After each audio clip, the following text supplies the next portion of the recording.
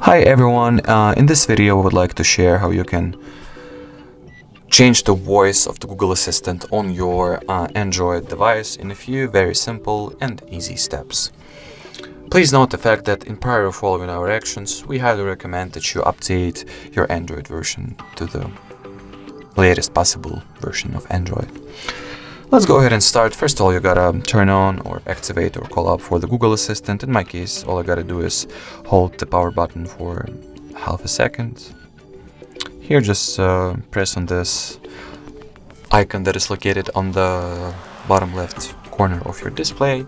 Here, look at the top right corner of your screen and go for this profile avatar of yours.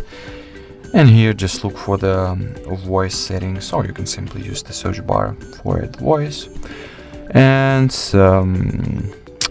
here you gotta go for assistant voice setting,